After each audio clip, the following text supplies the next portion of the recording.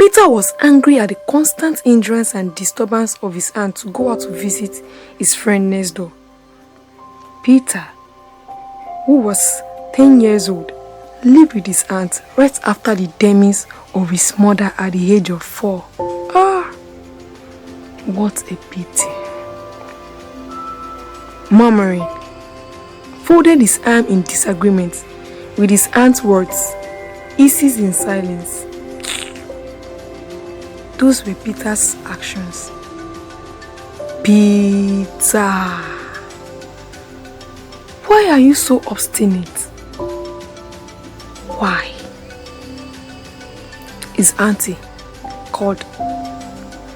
I have had enough of your excuses, auntie. In fact, today, I don't mind leaving your house. After all, I still have a father. Enough of all these your excesses, Peter said. Then the auntie replied, Peter, I am just concerned about you. Oh, okay. If you are not willing to tolerate my excesses or excuses or words anymore, before you leave, can I share a story with you? Grudgingly, Peter managed to sit to listen to the story. Then the auntie began. There was a very large province in existence. There were lots of people who were not from this province but admired it a lot. The name of their king was Alara, meaning the one that does wonders. Alara had so many servants and slaves, riches and wealth. The smile on the faces of the inhabitants of that province explains the beauty of the land. Even you can tell that truly the people of this province really loved the province. And there was something about the people of the land. They were very accommodating and welcoming. Alara and his people were willing to accept anyone who wasn't from their province, as long as you or whosoever that wants to come is ready to accept and abide by the rules set by Alara their king.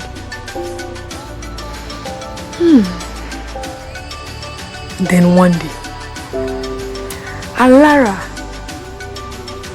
meaning the one that does wonders, made a feast for all the people of his province, both small, great, huge, tiny. He sent invitations to outsiders who are willing to make themselves available. Of course, who will not want to go to that kingdom? Who will not want to go to that province? Table set, wines of different brands, assorted meals of all sorts. Beams of smile took over the faces of the people, all whining and dining.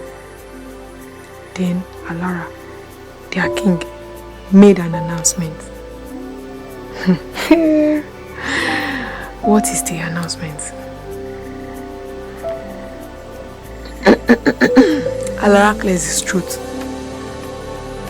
As the manner of my leadership is, we all know that yearly leaders are chosen to head all the sections under my province.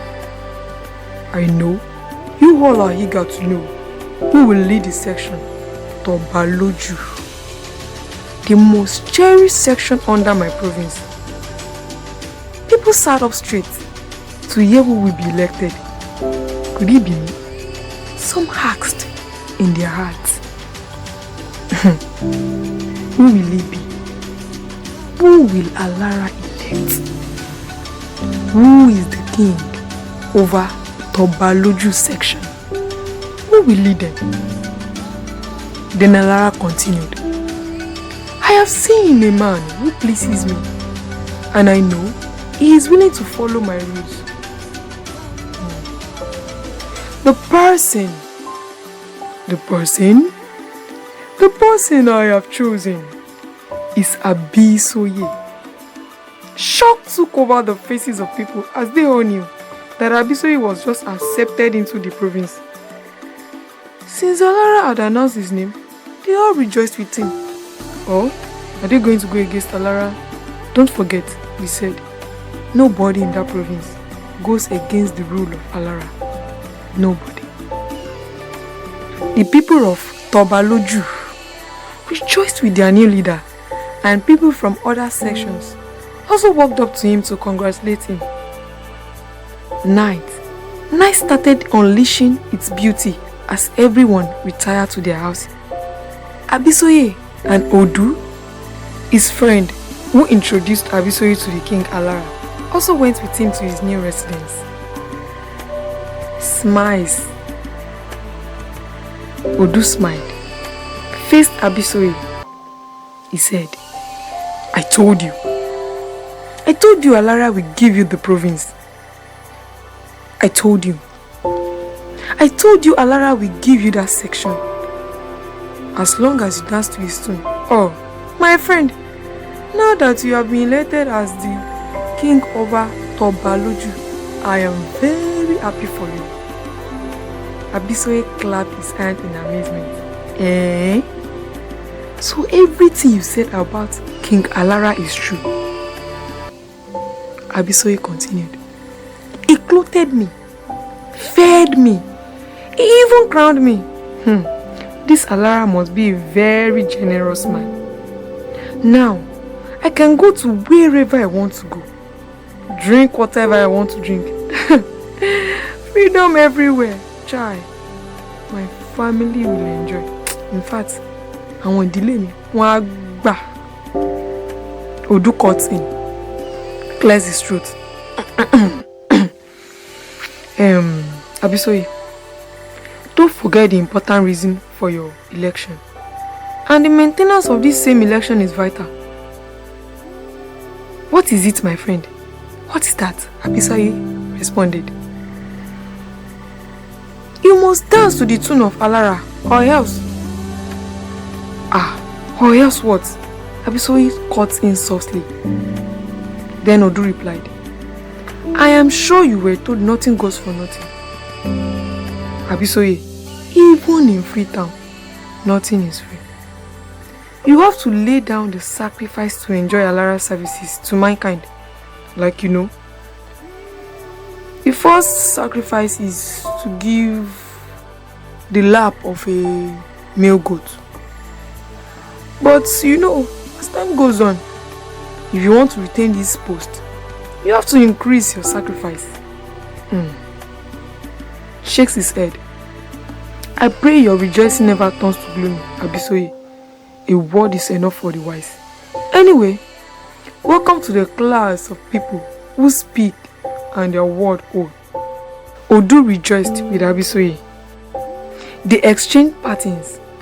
Odu left for his place, while Abisoye keeps ruminating over what Odu emphasized.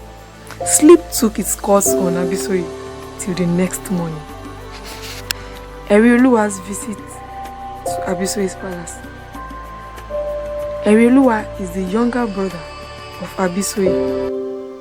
It just dawned on him to pay a visit to his brother, Abisoye. Now it's Abisoye's palace.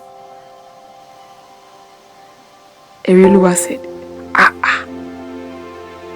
Abisoye, my brother. I am so glad with your rapid change of status. This elegance all around amazes me. Abisoye curtsied and he smiled. Don't be surprised, Eri, my younger brother. Alara takes good care of me. Who is Alara? Erioluwa asked. Smiles. Abisoye patted his brother. Alara, the one that does wonders. I describe Alara as one-time bulb that explodes in you as long as you can dance to his tune. Once he explodes in you, Eri, you will be famous. Even the smallest being will know of you. But for a short time though, Eri, people will know you. And when you even if you don't mind, I can introduce you to Alara. Erioluwa cut in. Thinking out. Alara. One time Bob. Faces his brother. If I should explode, is that all about my life? What becomes of me afterwards? What is my lot after the one-time relevance? These questions keep popping out of Eri's thought. Then Abisoye said, Eri, the whole world will notice you. And later, peradventure, you lose your relevance. Because definitely you will lose your relevance. That is the law of Alara. Is that not enough for you? Is that not enough? Eri cut in. My brother. Why will I go for someone who does not give me a definite hope for today? Not for tomorrow. Not to talk of life after. Why? Why will I opt for that? Abisoye sighed.